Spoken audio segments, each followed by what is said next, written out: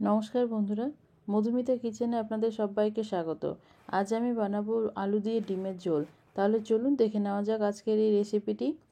আলু দিয়ে ডিমের ঝোল বানিয়ে নেওয়ার জন্য কড়াই আমি দিয়ে দেবো সর্ষের তেল। আর তেলটাকে একটু গরম করে নিয়ে তার মধ্যে দিয়ে দেবো অল্প নুন আর দিয়ে দেবো অল্প হলুদ।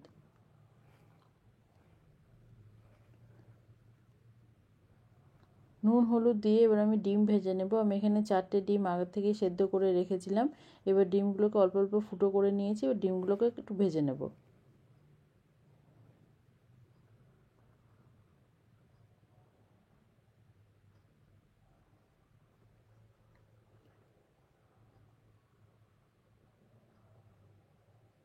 ডিমগুলো ভেজে নেওয়া হয়ে গেছে, এবার তুলে নেব। এবার ডিম ভেজে নেওয়ার পর কড়াইয়ে তেল আছে, সেটাতেই এবার আমি আলু ভেজে নেব।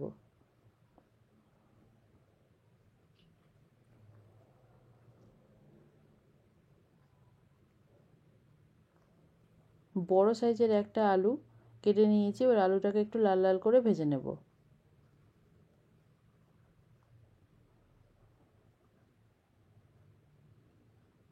আলুটা লাল করে ভেজে নেওয়ার পর একটু সাইডে করে নিয়ে এবার আমি দিয়ে দেবো হাফ চামচের মতো গোটা জিরে।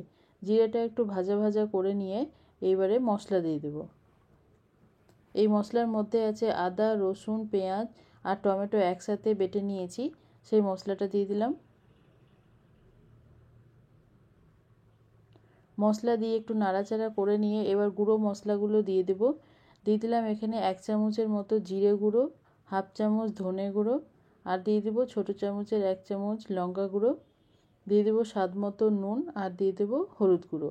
এবার সব গুঁড়ো মশলাগুলো দিয়ে ভালো করে মশলার সাথে আলুটাকে ভালো করে কষিয়ে নেব।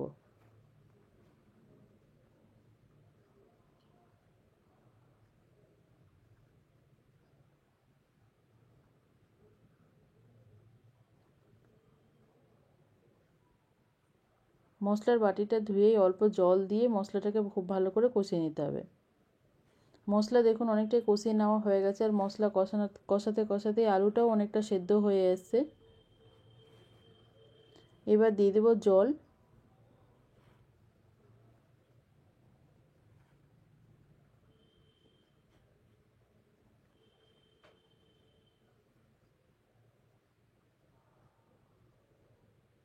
এখানে আমি হাফ গ্লাসের মতো জল দিয়ে দিলাম। জল দিয়ে ভালো করে নাড়াচাড়া করে ঝোলটাকে ফুটিয়ে নেব।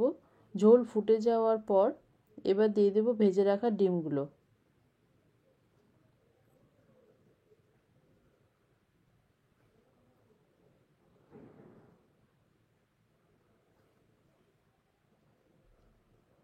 দিয়ে দিলাম ধনেপাতা কুচি।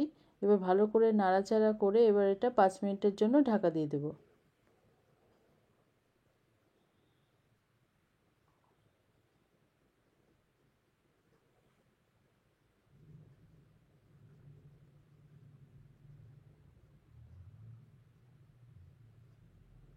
5 মিনিট হয়ে গেছে, এবার ঢাকাটা আমি খুলে নিয়েছি। ধনেপাতা আর গরম মশলা দিয়ে ভালো করে মিশিয়ে নিয়ে আলুগুলো দেখুন অনেকটা সেদ্ধও হয়ে এসছে। তৈরি হয়ে গেল আলু দিয়ে ডিমের ঝোল। এবার আমি এটা নামিয়ে নিলাম। গরম ভাতের সাথে পরিবেশন করার জন্য একদম তৈরি হয়ে গেল আলু দিয়ে ডিমের ঝোল। রেসিপিটি যদি আপনাদের ভালো লেগে থাকে তাহলে লাইক করবেন, শেয়ার করবেন, সাবস্ক্রাইব করবেন এবং কমেন্ট করে জানাবেন।